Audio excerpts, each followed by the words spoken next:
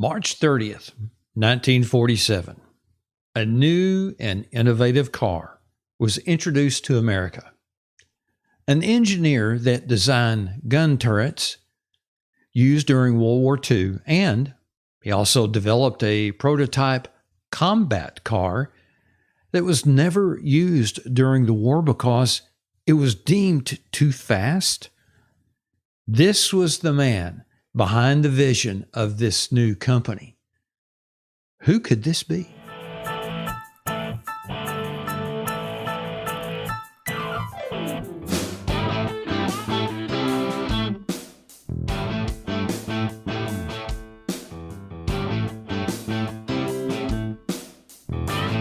Hello, I'm your host, Gary Neidert, and you're listening to and watching My First Ride podcast. Lately, I've been talking about different cars with air-cooled engines. I mean, what a deal. You never have to deal with busted radiator hose. You never have to deal with the thermostat sticking and causing the car to overheat. You never have to deal with changing the coolant. You never have to deal with checking the coolant. What a deal. Well, maybe that was kind of the olden days. I don't know of any air-cooled cars that exist today except old Volkswagens and Corvairs and Porsches. Well, March 30th, 1947, Preston Tucker introduced the car of tomorrow and his vision of what it would be, or at least what he hoped it would be. But I'll get to that here in just a couple of minutes. My inspiration for talking about the Tucker was because I originally thought it was an air-cooled car with a lot of innovative features. Well, I was wrong about it being air-cooled, but I was kind of right. I'll talk about that more in just a moment. Doing the research on this one has been very captivating and informative. There was even a movie made about the car. This is going to be fun to talk about, and I know you're going to enjoy this story. So let's just get right into it. So like I said, March 30th, 1947. At the time of this recording, that was 74 years ago, Preston Tucker announced his concept for a new automobile to be named the Tucker. Having built a reputation as an engineer during World War II, that's always hard for me to say, when he served as general manager of his company, Ypsilanti Machine and Tool Company, Tucker looked to capitalize on the high demand for cars that post-war conditions offered. To raise money for his project, Tucker sold franchises to individual car dealers who they would put up $50 in cash for every car they expected to sell during their first 2 years as a Tucker agent. The deposit was to be applied to the purchase price of the car upon delivery. The SEC objected to Tucker's strategy on the grounds that he was selling unapproved securities. It was just one intervention in a continuous battle between Tucker and federal regulatory bodies. Tucker loyalists espoused the theory that Tucker was the victim of a conspiracy planned by the Big Three to sabotage independent manufacturers. More likely, though, Tucker was the victim of an unfriendly market and his own recklessness. Unfortunately for investors, the SEC indicted Tucker before he could begin mass production of his cars. He was acquitted on all counts, but his business was ruined. In the end, only 51 Tuckers were produced, and none of them were equipped with the technology breakthroughs he promised. Still, the Tucker was a remarkable car for its price tag. Whether as an innovator silenced by the complacent authorities or a charlatan better fit to build visions than cars, Preston Tucker made a personal impact in a post-war industry dominated by faceless Goliaths. Now, what I'm going to talk about is from Wikipedia. The Tucker 48, commonly referred to as the Tucker Torpedo, was an automobile conceived by Preston Tucker while in Ypsilanti, Michigan, and briefly produced in Chicago, Illinois in 1948. Only 51 cars were made, including their prototype, before the company was forced to declare bankruptcy and cease all operations on March 3, 1949. And this was due to negative publicity initiated by the news media. We've heard about that before. Recently, a Securities and Exchange Commission investigation and a heavily publicized stock fraud trial in which allegations were proven baseless and led to a full acquittal. Some similarities there to current day news. Tucker suspected that the big three automakers and Michigan Senator Homer S. Ferguson also had a role in the Tucker Corporation's demise. The 48's original proposed price was said to be $1,000, but the actual selling price was closer to $4,000. A 1948 Tucker sedan was featured in the July 26, 2011 installment of NBC's It's Worth What? Television show. The car's estimated value at that time was $1,200,000. In 1988, there was a movie made. It was called Tucker, the Man and His Dreams, and it was based on the saga surrounding the car's production. The film's director, Francis Ford Coppola, is a Tucker owner and displays his vehicle on the grounds of his winery. After World War II, the public was ready for new car designs, but the big three Detroit automakers had not developed any new models since 1941 because their resources had been diverted towards producing war material. This provided opportunities for new, small automakers which could develop new cars faster than the huge legacy automakers.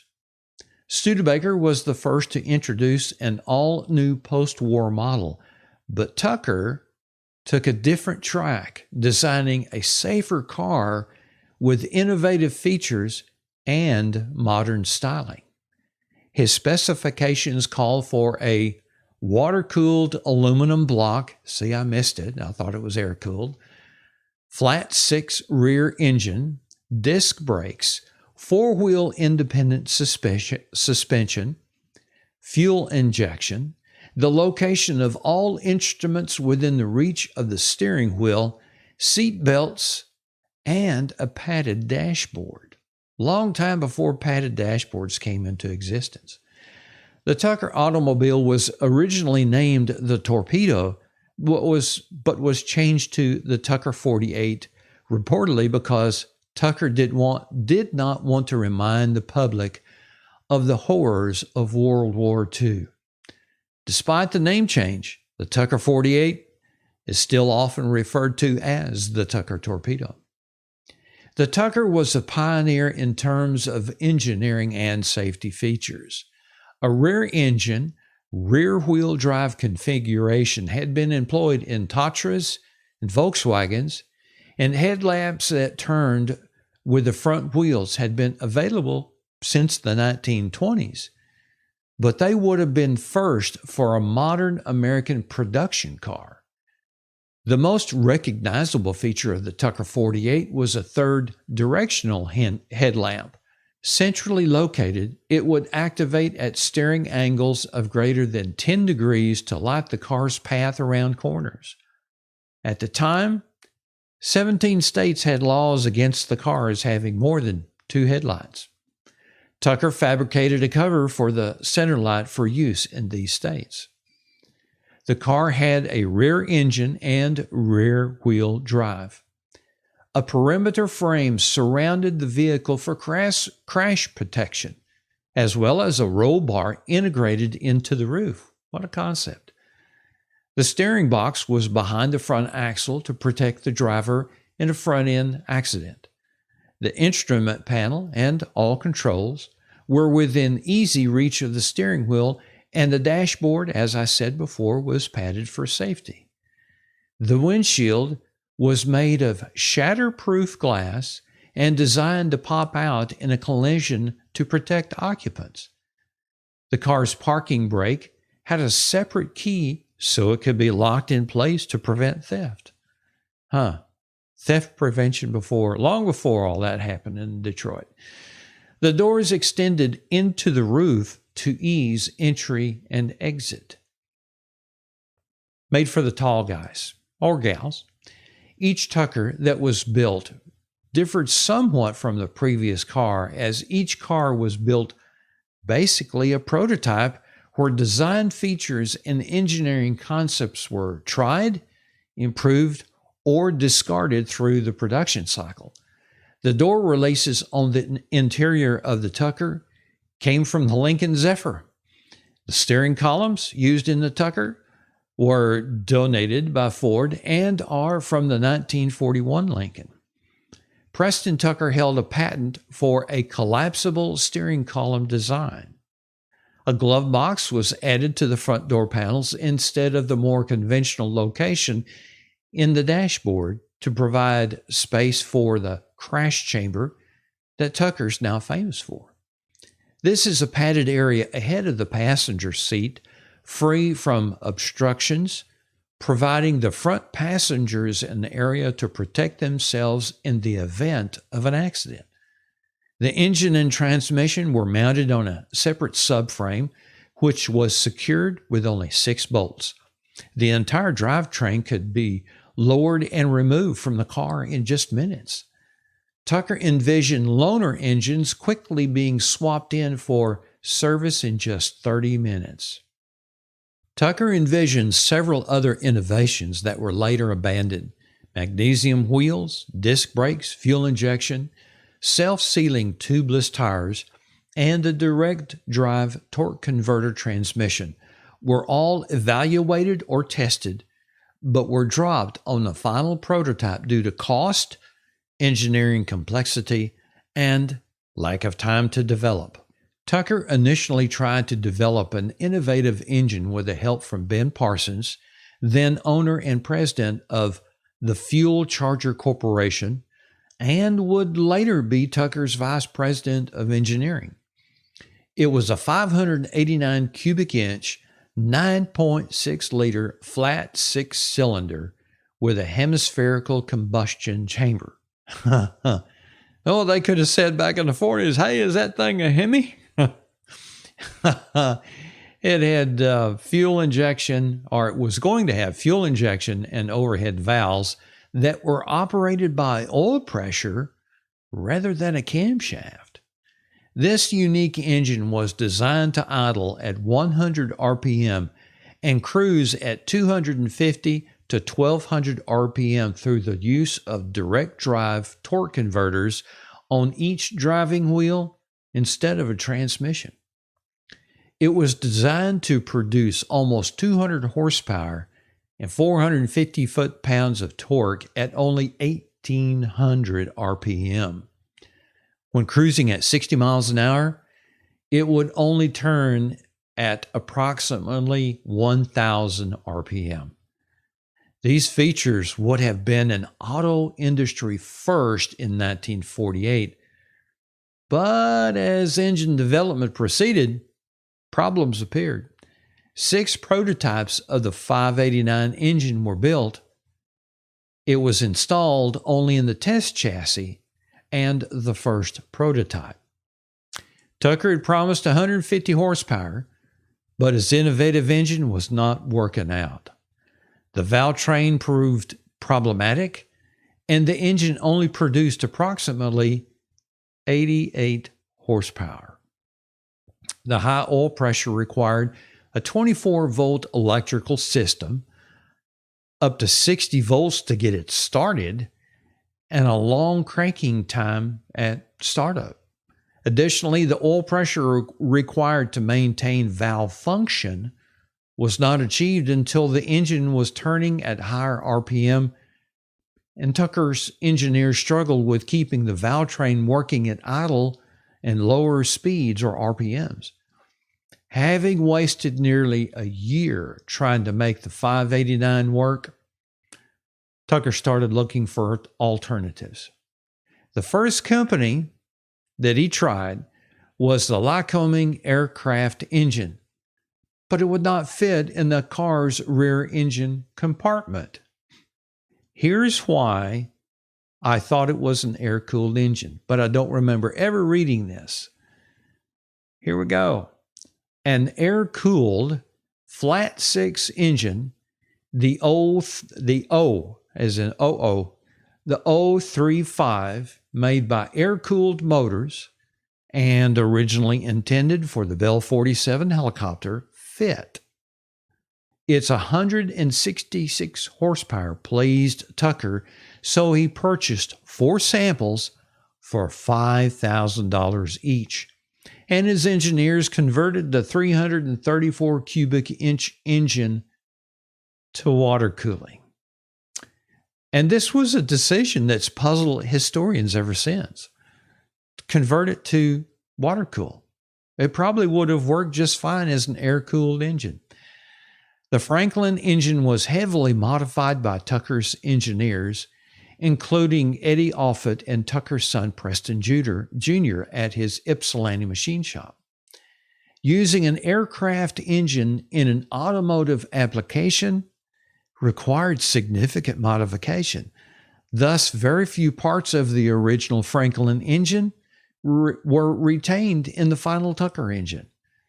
This durable modification of the engine was tested at maximum power for 150 hours, the equivalent of 18,000 miles at full throttle. Can you imagine? Are any of our engines produced today, are they ever tested like that? Maybe they are. I don't know. I remember the Ford V6, what's the one that they turbocharged and started off in Ford trucks. I know that they tested those on racetracks and pickups and all kinds of stuff. But to run at maximum power for 150 hours at full throttle, something else. Anyway, let's go on. The company experimented with several transmission designs. Originally, a Cord 810-872 Auburn gear front-wheel drive 4-speed transmission adapted with much modification to a rear-wheel drive was used or was attempted. Then they went to the Ypsilanti Y1 transmission.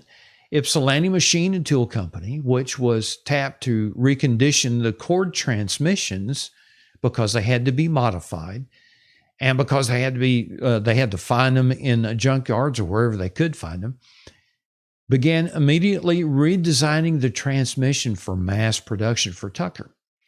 This new design, later named the Tucker Y1 for Ypsilanti 1, which had few similar parts to the Cord transmission, still used the same basic indirect transmission design, but it had all new gearing, shafts, and electro-vacuum controls.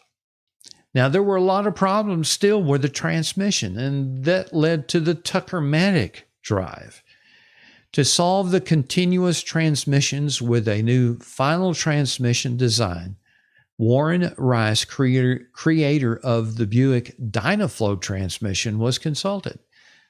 A unique, constantly variable transmission called the Tucker-matic was designed, which was strong enough to handle the Franklin 0335's power and torque. It was a simple but effective design with double torque converters and only 27 basic moving parts, which was about 90 fewer than normally required for a contemporary automatic. The double torque converters allowed a continuously variable drive ratio with only one forward gear and one reverse gear, which used the torque converters to vary the transmission ratio based on load and engine speed. So if it had one forward gear and one reverse gear, but the speeds were because of the continuously variable drive ratio, does that mean it would have gone just as fast in reverse as it did forwards? I don't know. Interesting thought, though. Now we're down to funding and publicity. Having raised $17 million in stock issue, one of the first speculative IPOs, Tucker needed more money to continue development of the car. He sold dealerships and distributorships throughout the country. Another moneymaker was the Tucker accessory program. In order to secure a spot on the Tucker waiting list, future buyers could purchase accessories like seat covers, radio, and luggage before the cars were built. This brought in an additional $2 million. Quite a feat. With the final design in place, Preston Tucker took the pre-production cars on the road to show them in towns across the country. The cars were an instant success, with crowds gathering wherever they stopped. One report says Tucker was pulled over by a police officer intent on getting a better look at the car. To prove the roadworthiness of his cars, Tucker and his engineers ran several cars at the Indianapolis Motor Speedway in several endurance tests. During the testing, car number 1027 was rolled 3 times at 95 miles an hour, and the driver, which was Chief Mechanic Eddie Offutt, walked away with just bruises. During the crash, the windshield popped out as designed, verifying Tucker's safety features were effective. Afterwards, upon replacing a damaged tire, the car started up and was driven off the track. One of Tucker's most innovative business ideas caused trouble for the company. His accessory program raised funds by selling accessories before the car was even in production. After the war, demand for new cars was greater than dealers could supply, and most dealers had a waiting list for new cars. Preference was given to returning veterans, which meant that non-veterans were bumped down on the waiting list indefinitely. Tucker's program allowed potential buyers that purchased Tucker accessories to obtain a guaranteed spot on the Tucker dealer waiting list for a Tucker 48 car. This concept was investigated by the U.S. Securities and Exchange Commission and the United States Attorney, and led to an indictment of company executives. Although all charges were eventually dropped, the negative publicity destroyed the company and halted production of the car. The first Tucker produced was a prototype sedan known as the Tin Goose. 58 frames and bodies were built at the factory, and from these parts, 36 sedans were finished before the factory was closed. After the factory closed, but before liquidation of his assets, Tucker retained a core of employees who assembled an additional 14 sedans for a total of 50. A 51st car was partially completed. A few of the remaining frames and bodies were built into complete cars, specifically number 1052 and 1057. In the early 1950s, Fort Lauderdale, Florida Fairgrounds owner Nick Jenin purchased over 10 Tuckers, the original Tucker testbed chassis, numerous Tucker parts, photos, and documents. He developed a traveling display called the Fabulous Tuckers. He hauled the cars and memorabilia around the country for nearly 10 years, displaying them at fairgrounds and car shows. Boy, I'd love to see that today.